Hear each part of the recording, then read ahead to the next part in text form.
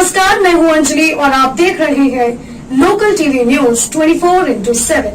तो आइए शुरुआत करते हैं आज की प्रमुख खबर से। अपर समाहर्ता सह अपर जिला दंडाधिकारी और भागलपुर के सीएम अनुमंडलीय अस्पताल का किया निरीक्षण। भारत के जनवादी नौजवान सभा के द्वारा केंद्र सरकार की जनविरोधी नीतियों एवं बढ़ती महंगाई को लेकर की गई बैठक। कभी दबंगों ने महिला को डायन बताकर पीटा था और 9 वर्षीय पुत्र को पीट कर मार डाला था। अब केस उठाने की दे रहा धमकी। विश्वेश्वरैया जयंती एवं अभियंता दिवस पर संयुक्त भवन के कंबाइंड बिल्डिंग में हुआ भव्य सांस्कृतिक कार्यक्रम का आयोजन। अंधाधुंध गोलियों से अपराधियों ने छलनी किया सिल्क व्यवसायी मोहम्मद अफजाल को। गोलीकांड के बाद राजनीतिक सरगर्मी हुई तेज। अब खबरें विस्तार से। अपर समाहर्ता सह अपर जिला दंडाधिकारी और भागलपुर के सीएम अनुमंडलीय अस्पताल का किया निरीक्षण। भागलपुर के अपर समाहर्ता सह अपर जिला दंडाधिकारी शिव कुमार शैव व सिविल सर्जन उमेश शर्मा अनुमंडलीय अस्पताल नवगछिया का औचक निरीक्षण किया। इस क्रम में दोनों पदाधिकारियों ने अस्पताल के पदाधिकारियों के साथ बैठक कर विभिन्न तरह की सुविधाओं की समीक्षा बैठक की।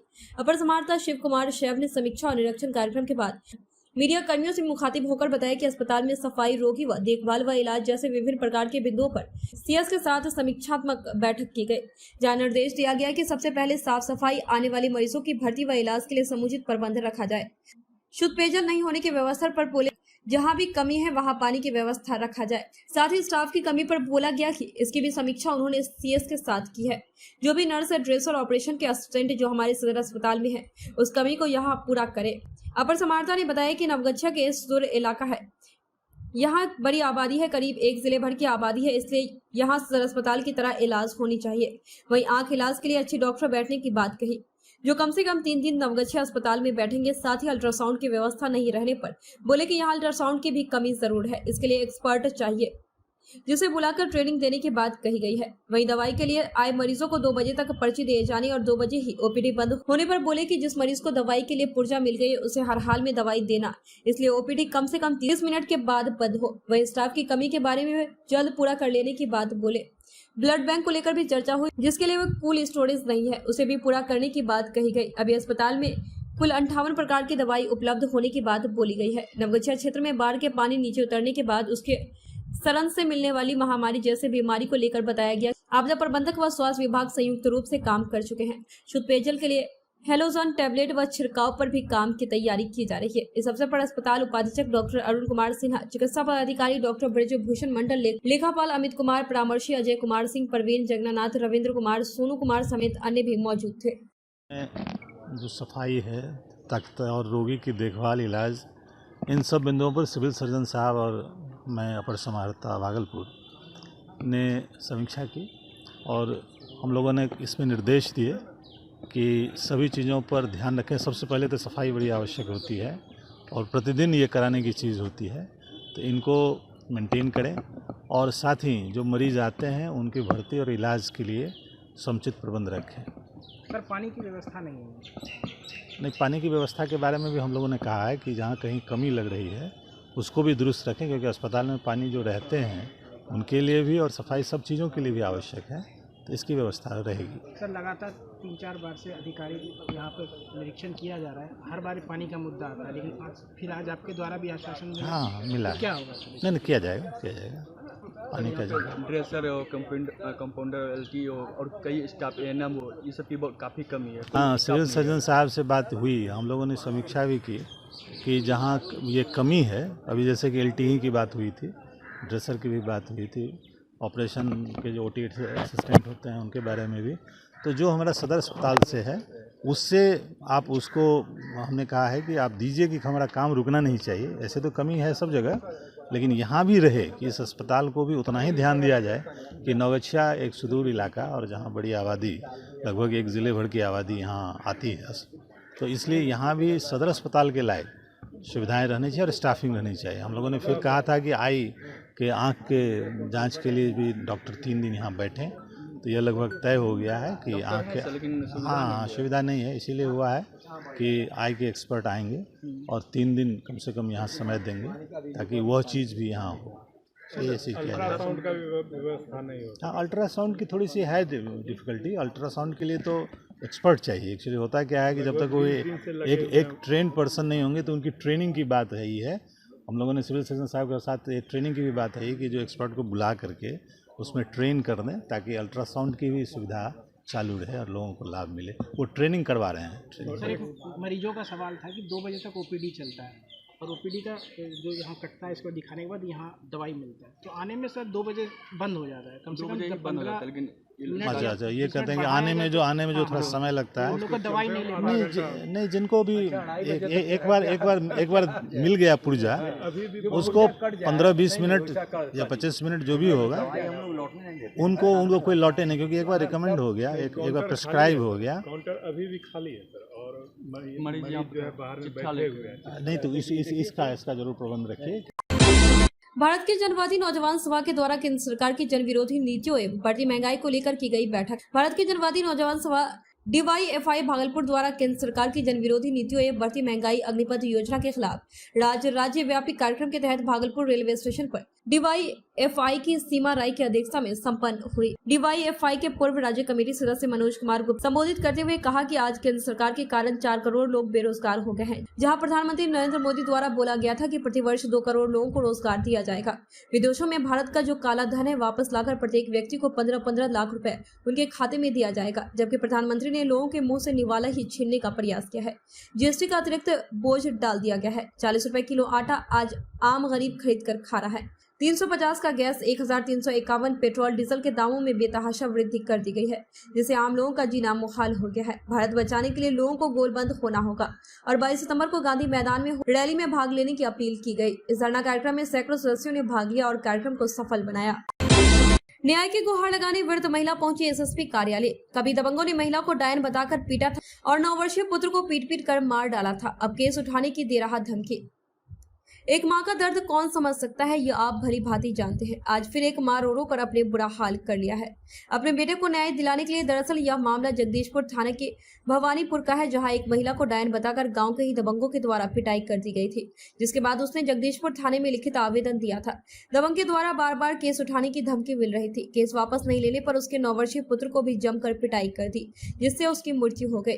उसने उसकी लिखित शिकायत भी जगदीशपुर थाने में दी, लेकिन कोई सुनवाई नहीं की गई, जिसको लेकर कई बड़े अधिकारियों से मिला और कोर्ट में भी केस दर्ज कराए, जहां से कोर्ट ने उसे एक गार्ड प्रोवाइड किया उसकी सुरक्षा को लेकर। लेकिन दबंग कहां रुकने वाले थे, फिर से धमकी मिलने लगी, जिसको लेकर SSP कार्यालय पहुंची और SSP बाबूराम ने टीम गठित करके अपराधी को गिरफ्तार करने का आदेश दे दिया। अब देखना यह है कि इस मां को कब इंसाफ मिलेगा।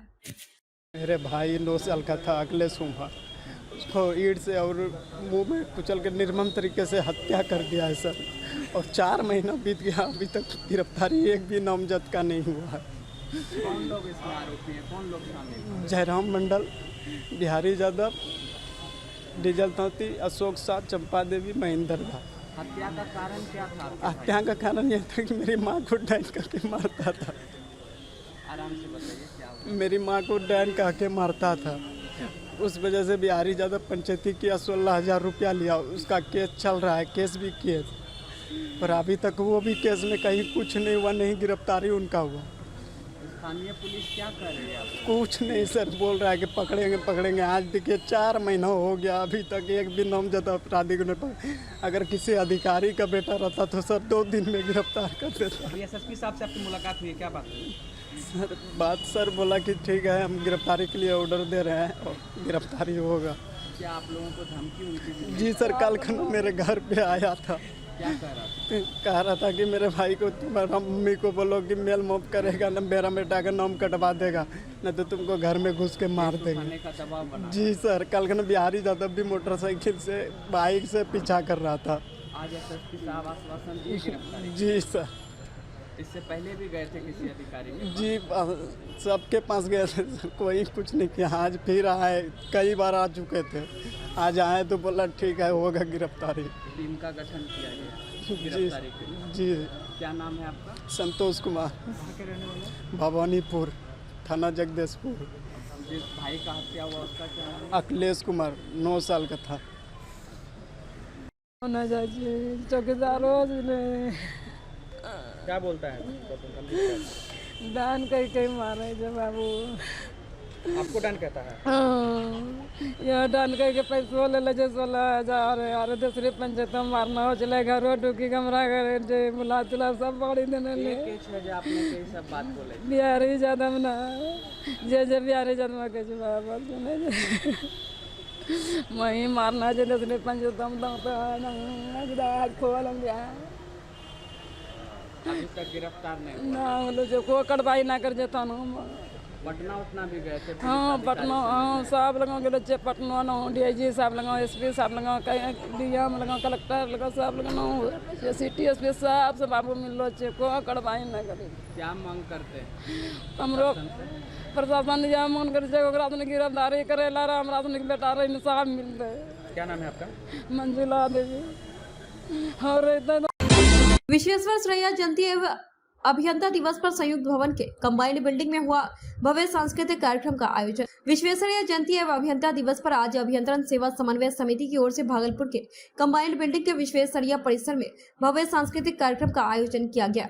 संस्थान के मुख्य संरक्षक इंजीनियर दिनेश प्रसाद ने डॉक्टर विश्वेश्वरैया की 161वीं जयंती और 56वें अभियंता दिवस समारोह को लेकर सबों को बधाइयां दी। वही कार्यक्रम का उद्घाटन बिहार सरकार के भवन निर्माण विभाग के अवकाश प्राप्त विशेष सचिव इंजीनियर कश्यप कुमार गुप्ता ने समारोह के मुख्य अतिथि के रूप में अरविंद कुमार अभियंत्रण महाविद्यालय के प्राचार्य पुष्पलता, झारखंड के पेयजल अभियंता ओम प्रकाश उपस्थित थे। कार्यक्रम के दौरान सबसे पहले विश्वेश्वरैया की प्रतिमा पर माल्यार्पण पुष्पांजलि की गई। उसके बाद अभियांत्रिकी गोष्ठी का आयोजन हुआ।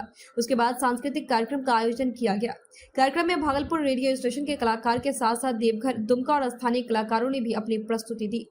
प्रत्येक वर्ष की भांति भागलपुर में जितने सारे अभियंतागण हैं वो मिलकर के विश्वेश्वरैया जी का कार्यक्रम हम लोग मनाते हैं। विश्वेश्वरैया जी का कार्यक्रम 15 सितंबर को हम लोग का ये निर्धारित समय है। सभी इंजीनियर, सभी डिपार्टमेंट के, बिजली विभाग हो, यांत्रिक विभाग हो, सिविल डिपार्टमेंट हो, भागलपुर नगर निगम का हो, बुडको हो, अन्य सारे डिपार्टमेंट के RCD हो, मतलब जितने विभाग के अभियंता हैं भागलपुर शहर में कार्यरत, सभी लोगों के सहयोग से ये कार्यक्रम मनाया जाता है। तो उद्देश्य क्या है? उद्देश्य यही है कि हम लोग चूँकि सबसे माने हिंदुस्तान के सबसे वरिष्ठ अभियंता हैं ये, इनके मार्गदर्शन पर ही इंजीनियरिंग का सिस्टम चालू हुआ। आज के कार्यक्रम में क्या क्या हो रहा है? आज उन्हीं के कार्यक्रम को लेकर के हम लोग मना रहे हैं, प्रोग्राम बना रहे हैं। सारे इंजीनियर एकत्रित होकर के इनके प्रोग्राम को सफल बना रहे हैं। क्या नाम है आपका? इंजीनियर राकेश कुमार सिन्हा, नगर निगम भागलपुर। अंधाधुंध गोलियों से अपराधियों ने छलनी किया सिल्क व्यवसायी मोहम्मद अफजाल को। गोलीकांड के बाद राजनीतिक सरगर्मी हुई तेज। बेगूसराय के बाद पटना और अब भागलपुर में अपराधियों ने वारदात को दिया अंजाम। परिजनों का रो रो कर बुरा हाल। भागलपुर में अपराधी इस कदर बेलगाम है कि बीच बाजार में सिल्क कपड़ा व्यवसायी पर ताबड़तोड़ फायरिंग कर दी और प्रशासन 1 घंटे बाद पहुंचकर मामले की जांच में जुटी। जिले के नाथनगर थाना क्षेत्र के KB लाल रोड का पूरा मामला है, जहां सिल्क कपड़ा व्यवसायी मोहम्मद अफजाल अंसारी को अपराधियों ने भून डाला। वहीं मृतक के शव का पोस्टमार्टम कराकर घर लाया गया और काफी संख्या में लोग परिजनों को ढांढस बढ़ाने के लिए पहुंच रहे हैं। वही हत्याकांड की घटना को लेकर परिजनों का कहना है कि उन्हें सिर्फ न्याय चाहिए। वही पुलिस की मुस्तैदी पर भी सवाल खड़े कर रहे हैं। घटना के बाद पुलिस कप्तान बाबूराम ने मौके पर पहुंचकर जांच किया। डॉग स्क्वाड व FSL की टीम मौके पर पहुंची। इसी बीच गश्ती गाड़ी को सूचना मिली कि अपराधी चंपानगर तरफ भागे हैं। गश्ती गाड़ी ने पीछा किया, तभी आरोपी पुल के पास बाइक छोड़कर फरार हो गए। मामले को लेकर परिजनों और कपड़ा व्यवसायियों में आक्रोश देखा जा रहा है। अफजाल के घर जब हम पहुंचे तो परिजन बिलख पड़े, अपना दर्द बयां किया। अफजाल की बहन फराह ने बताया कि वह अपने दुकान से बाहर निकले थे, तभी उन पर गोली चलाई गई। जब पहुंचे तो वह जमीन पर गिरे हुए थे। उनकी किसी से कोई दुश्मनी नहीं थी, अपने कारोबार में मतलब रखते थे। घटना के घंटे भर बाद पुलिस पहुंची। हम चाहते हैं कि अपराधी को सजा हो। कांग्रेस विधायक दल के नेता अजीत शर्मा ने कहा कि आश्चर्य है कि ऐसी घटना हो रही है और पुलिस देर से पहुंचती है। यहाँ के पुलिस अधीक्षक के नियंत्रण में थाना अध्यक्ष नहीं है। SP को ऐसे अधिकारियों पर कार्रवाई करनी चाहिए। वहीं पूर्व उद्योग मंत्री सैयद शहनवाज हुसैन ने भी इस घटना की निंदा की है। उन्होंने कहा है कि पहले बेगूसराय, फिर पटना और अब भागलपुर में इस तरह की घटना कहीं से सही नहीं है। प्रशासन को इस पर जल्द से जल्द सख्त कदम उठाकर मृतक के परिजनों को इंसाफ दिलाए। बेगूसराय की घटना शांत नहीं हुई, भागलपुर में इस तरह से सिल्क कारोबारी को ताबड़तोड़ गोलियां चलाई गई। हाँ, मैंने भी सुना है कि रात में ये घटना घटी है। बड़ा दुर्भाग्यपूर्ण है। आश्चर्य है कि पुलिस इतने देर से जाती है इतनी घटना होने के बाद। हमें लगता है कि यहाँ जो सुपरिटेंडेंट ऑफ पुलिस है बिल्कुल अलर्ट नहीं है, उनके कंट्रोल में थाना अध्यक्ष नहीं है। जो घटना घट गई और ताबड़तोड़ गोलियां चली और मौत हो गई। उसके बाद सुनते हैं कि 1 घंटे बाद पुलिस गई है। मेरे को सूचना मिला है, ये तो बिल्कुल गलत है। ये तो मैं चाहूँगा कि पूरी जो पदाधिकारी उनका स्विच ऑफ था, सुना, वो गए नहीं, बात नहीं हो पाई उन किसी से, निश्चित तौर पर एसपी को, डीआईजी को उस पर कार्रवाई करनी चाहिए। अगर ये कार्रवाई नहीं करेंगे, इस तरह से मौत होगा, हम लोग चुपचाप तो नहीं बैठेंगे, हम लोग माननीय मुख्यमंत्री को पत्र लिखेंगे। मैं शाम तक इंतजार कर रहा हूँ क्या कार्रवाई करते हैं, नहीं तो फिर पत्र लिखूंगा मैं। सर कहीं ना कहीं लगता है कि बेगूसराय में भी इस तरह की घटना हुई है और वहाँ भी अपराधी अब तक पुलिस गिरफ्त से फरार है, यहाँ भी अपराधी फरार हो चुके हैं, लगता है सर कुछ कार्रवाई हो सकती है? नहीं, बिल्कुल होना चाहिए। देखिए, पता नहीं ये अभी तक तो शांत था, ये क्यों हो रहा है, किसकी साजिश है, ये तो जांच के बाद ही पता चलेगा। लेकिन जो भी हो, घटना जब घटे तो निश्चित तौर पर जो वहाँ पर थाना अध्यक्ष है उसको तुरंत पहुँचना चाहिए। एसपी का आखिर क्यों पोस्टिंग होती है? एसपी का काम क्या है? लॉ एंड ऑर्डर को संभालना। आखिर ये हिम्मत कैसे कर रहा है अपराधी? किसका सह है? अगर आप नहीं कर पा रहे हैं कंट्रोल, तो आपको बिल्कुल आपको कार्रवाई नहीं कीजिएगा आप थाना अध्यक्ष पर, तो क्या कीजिएगा?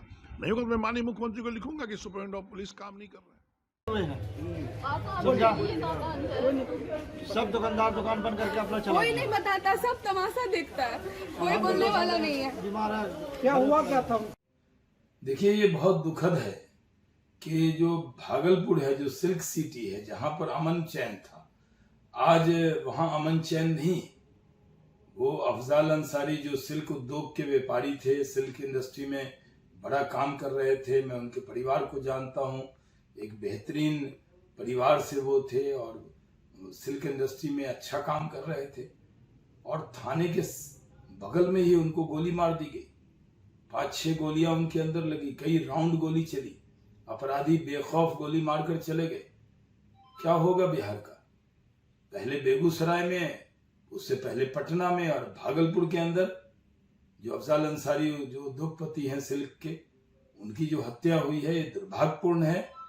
अपराधियों को सख्ती से उस पर कार्रवाई करनी चाहिए, और अपराधी और अपराध करने वाले कोई जात पात और मजहब नहीं देखते, वो सिर्फ अपराध करते हैं।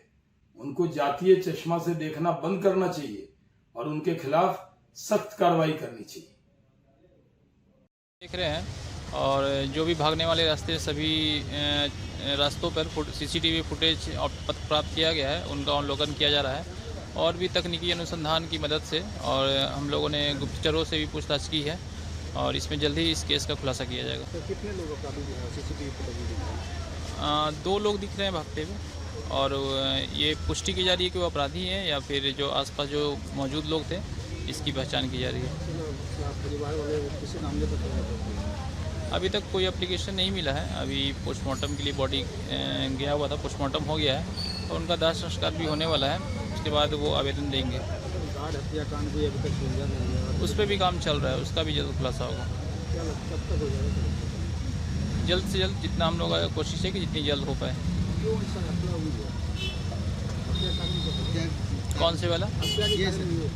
इसमें अभी कुछ स्पष्ट नहीं आ रहा है। परिवार वालों से भी बात की है, उनके जान पहचान वालों से भी, तो ऐसा बता रहे कि इनका कोई किसी से दुश्मनी नहीं रहा है, तो कारण पता लगाया जा रहा है। कुछ नहीं, वो मेरी दुकान, अब अपनी दुकान से बाहर निकले हैं और गोली लग गया। फिर हल्ला हो रहा था तो सब लोग, हम लोग देखे तो देख रहे हैं अफजाल भैया गिरे हुए हैं। कौन था? कुछ नहीं पता, कोई दुश्मनी उस्मनी कुछ नहीं है किसी से, पता नहीं क्या अच्छाई का है, बस सबके साथ अच्छा नहीं होना चाहिए। प्रशासन कोई अभी तक कुछ कर पाया? पुलिस आई 1.5 घंटा 2 घंटा बाद, और आके देख रही है ऐसे। जब ऊपर से चिल्ला के बोले कि आके क्या कर रही है पुलिस, इतना देर आई है, और देख ली, तब आदमी लोग को हटा रहा है, हटो हटो, तब काम आधा 1 घंटा, और 1 घंटा के बाद शांति हो गया पूरा।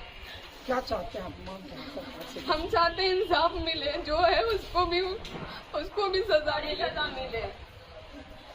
क्या नाम है? क्या नाम है? फरज सलाम। कौन है आप? मेरे भाई। मामला जो अभी घटना घटी है, मोहम्मद अफजाल का जो हत्या हुआ है, ये सीधे साधे इंसान थे और इनका कारोबार सिल्क से जुड़ा हुआ था और अपने व्यवसाय को कर रहे थे। लेकिन इस तरह की घटना जो हुई है, जो व्यापारियों में इस तरह का भय का माहौल पैदा हो गया, तो एक ये दुर्भाग्यपूर्ण है, क्योंकि भागलपुर में कई हत्याएं हुई और ये एक सिल्क सिटी पर एक बहुत बड़ा धब्बा है, क्योंकि लोग किस प्रकार से अपना कारोबार खुल करके करेंगे। अब एक इस तरह की घटना होती है, तो मैं प्रशासन से कहना चाहूँगा कि ऐसे अपराध पर लगाम लगाई जाए और जल्द से जल्द इनको गिरफ्तार किया जाए, क्योंकि आगे कोई तरह की इस तरह की घटना ना हो। और मैं खास करके इतना ही, मिलते हैं फिर ऐसे ही बड़ी खबर के साथ। तब तक के लिए नमस्कार और देखते रहिए लोकल टीवी न्यूज़ 24/7।